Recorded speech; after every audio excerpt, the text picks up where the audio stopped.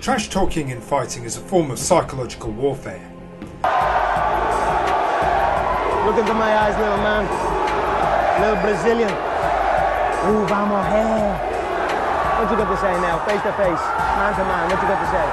What you got to say? It's a hidden weapon that many professional fighters throughout history have used with great effect. In fact, get this right and you can build your own confidence and destroy your opponent even before the fight starts. Otario, Otario! Otario, Otario! You know what that means? Pussy. But sometimes, trash talking can go wrong. Today, we're going to look at how trash talking works, then look at cases when it has backfired. Basically, how you can fight back against trash talk. Before we look at trash talking fails, consider that there's a different effect of trash talking before and during a fight. We all know that many fighters trash talk their opponent to hyper fight. You see fear in my eyes? You see nothing in my eyes, you little midget. You little skinny old Brazilian fuck. You little bitch. What are you looking at?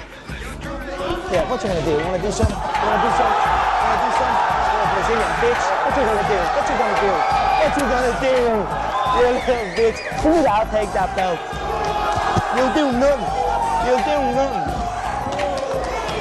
More hype means more pay-per-view for the fighter, especially if he's the bad guy. But I must highlight the difference between using trash talking before a fight to promote it and using it during a fight as a weapon. During a fight, it's an effective psychological weapon that can draw them out of their comfort zone. However, trash talking, if used properly, can be a very effective psychological weapon. In fact, master this art and you could break your opponent.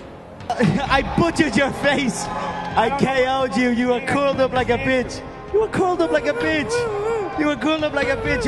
I butchered your body. You couldn't even lift your hands up. You couldn't even lift your hands up. You can do that all you want, but at the end of the day, the knockout speaks for itself, and you hit the deck like a bitch. Trash talking at its best draws on your emotions. On the receiving end, it can make you angry, even make you doubt yourself. Self-doubt and anger are a dangerous combination. Even the tiniest bits of self-doubt can be amplified and work against you. As for anger, well, this is never a good emotion for any fighter. Anger instantly turns a smart, capable fighter into an amateur, not to mention the physiological effect on your body. Anger forces fighters to abandon their game plan for the sake of their pride. Jose Aldo versus Conor McGregor was a classic example. In my opinion, Aldo had already lost the fight before it started. What made it worse was that he fought out of pride, perhaps anger. Trash talking during a fight can be as effective as a knockout punch. Imagine throwing your best punch and the other fighter laughing it off. This reminds me of Muhammad Ali's rope-a-dope strategy.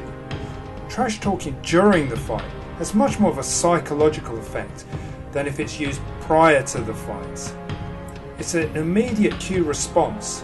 Imagine, you hit the guy, he talks back to you. In the worst case, it can force fighters just simply to change their plan. But trash talking doesn't always work. So, Mr. Pepe! What? You're supposed to say, yes, Mr. Bear. Yeah, what is it? Never mind. How do we psychologically fight back? How do we psychologically defend ourselves? It's easy to say, just don't listen to the other guy. That's hard to do when he's punching you in the face.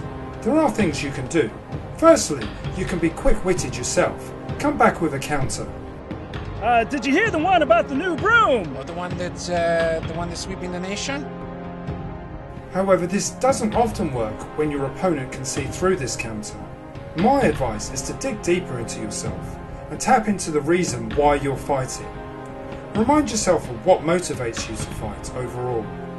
Use that as a visual trigger to physically fight back. A trigger is what you need. My point is that you need to create an association between what drives you to fight and the actual fighting. This alone will short-circuit any psychological attack on your confidence. In this sense, your fist will do the talking. Be confident in being quiet, but remain determined to prevail. Hence the switch. Bear in mind, trash talk is a form of reinforcing the speaker's confidence. So what does this really suggest? Well, firstly, if he or she needs to boost their confidence or reinforce their confidence, then you are a very real threat to them. So why get sucked into someone else's mind games? Remember, this is a form of psychological attack. What you need is a psychological defense. Let's go a little bit closer. Don't touch. Closer, let's go closer. I want to smell his pussy.